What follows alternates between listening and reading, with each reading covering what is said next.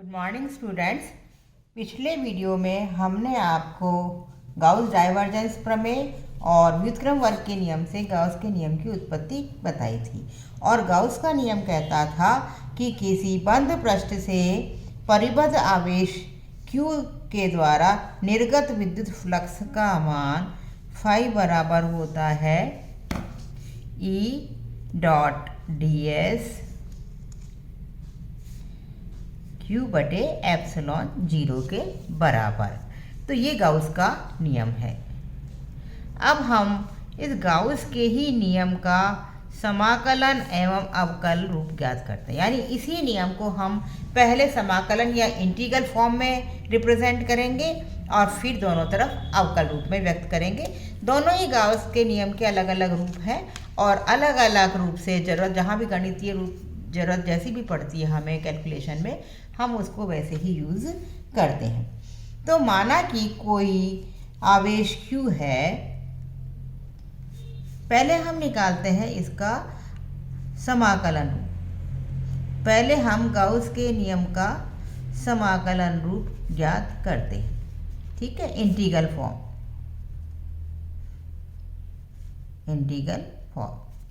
तो इसके लिए माना कि कोई आवेश Q एक समान रूप से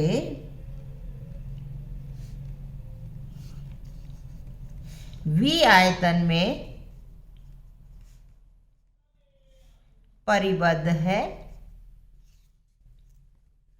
वह पृष्ठ जो है, इसको V आयतन को परिबद्ध करने वाला पृष्ठ जो है वो S है। तो हम कह सकते हैं, तो यदि dq आवेश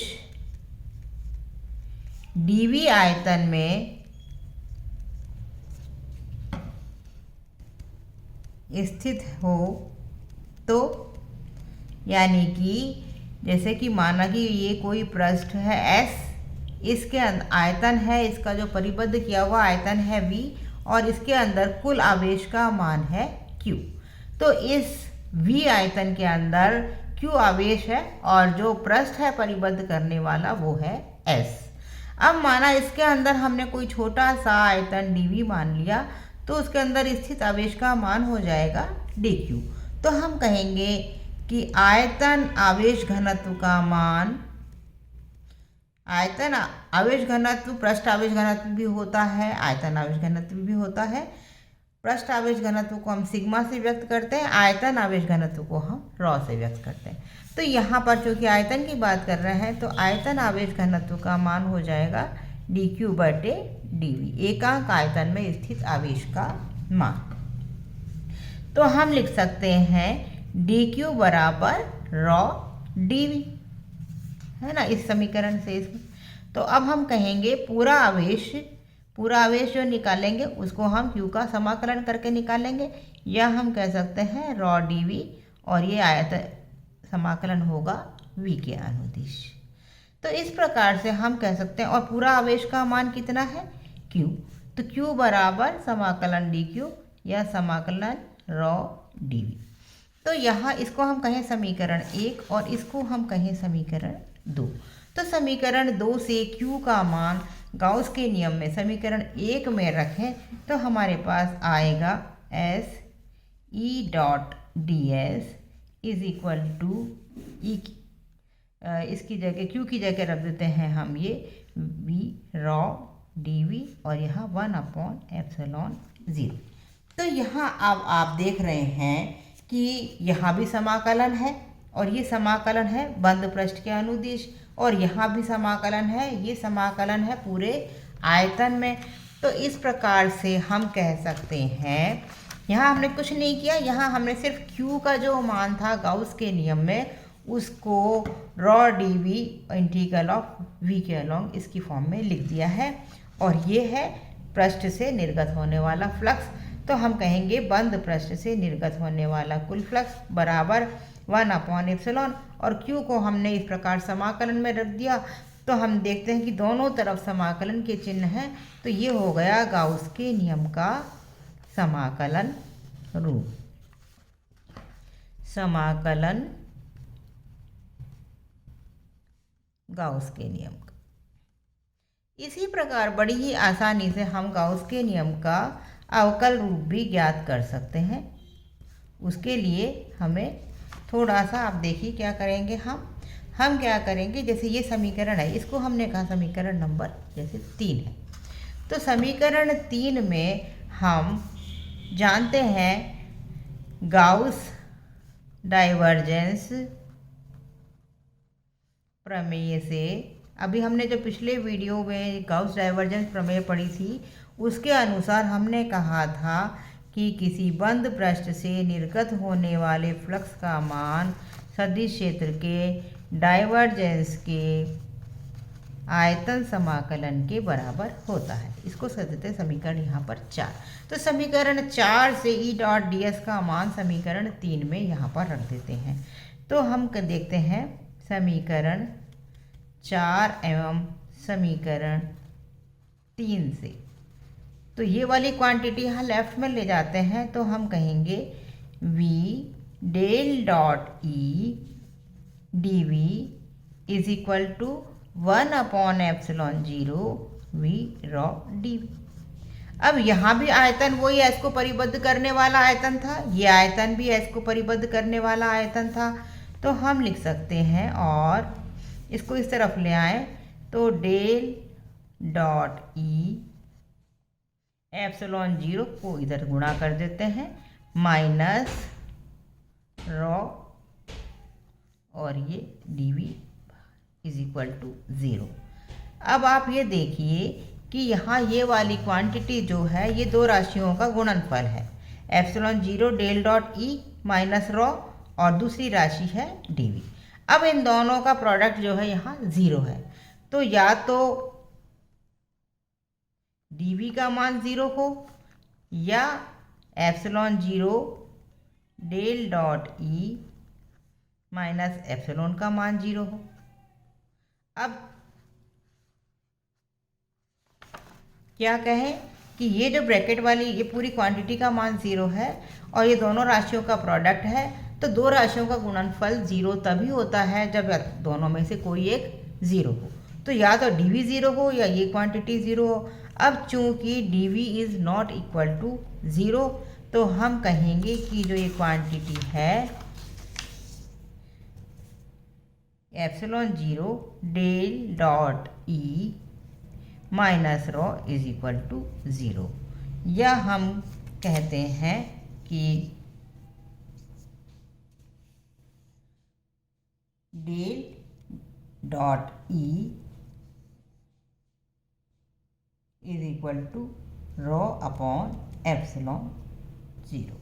यहाँ अगर निर्वात है तो हम ε0 ले रहे हैं, यदि कोई माध्यम है तो हम इसको एप्सिलॉन से भी व्यक्त कर सकते हैं, और इसको इस प्रकार से भी लिख सकते हैं del dot epsilon E is equal to rho, और एप्सिलॉन ई को हम डिस्प्लेसमेंट वेक्टर डी से रिप्रेजेंट करते हैं, तो हम कह सकते हैं del dot D is equal to raw.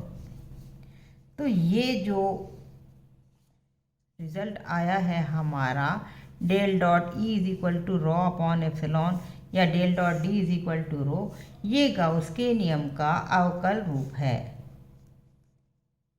क्योंकि यहाँ पर डिफरेंशियल फॉर्म आ रही है। तो इस प्रकार से हम कह सकते हैं कि ये गाउस के नियम का अवकलन रूप है। तो जो पिछला वाला था ये वाला था गाउस के नियम का समाकलन रूप, क्योंकि इसमें दोनों तरफ इंटीग्रल आ रहे थे, और यहाँ पर चूँकि इधर डिफरेंशियल है तो हम कहेंगे कि ये गाउस के नियम का अवकलज रूप है। इसको del dot E is equal to rho upon epsilon भी लिख सकते हैं, या del dot D is equal to rho भी लिख सकते हैं। तो इस प्रकार बहुत ही आसानी से हम गाउस के नियम का समाकलन और अवकल रूप निकाल सकते हैं।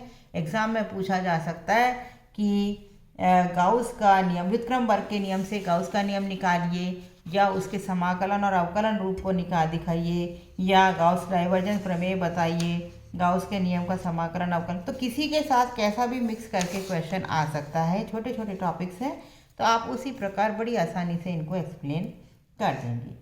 इसके बाद अब हम स्टार्ट करते हैं, हम थोड़ा सा पॉइसन समीकरण और लाप्लास समीकरण के बारे में शॉर्ट में पढ़ते हैं। पॉइसन एवं लाप्लास, ये भी बहुत ही आसान से टॉपिक्स हैं समीकरण। तो पहले हम पढ़ते हैं पॉइसन समीकरण।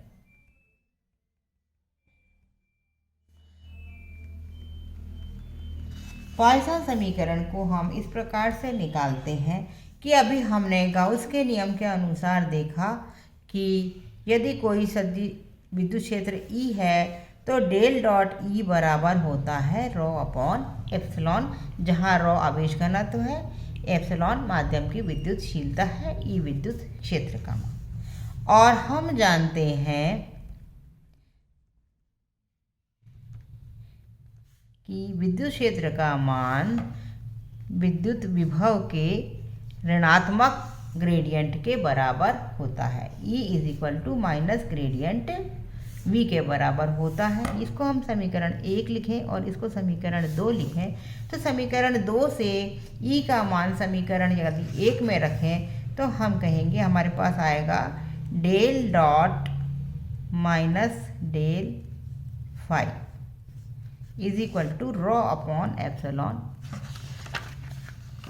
माइनस को इधर लिख देते हैं। डेल डॉट डेल किसी भी सदिश का खुद से डॉट प्रोडक्ट का मान होता है, उसका स्क्वायर, तो del square phi is equal to ρ upon epsilon 0, या हम कहें कि del square phi is equal to minus ρ upon epsilon 0 नहीं लिखते, 0 निर्वात के लिए ही होता है।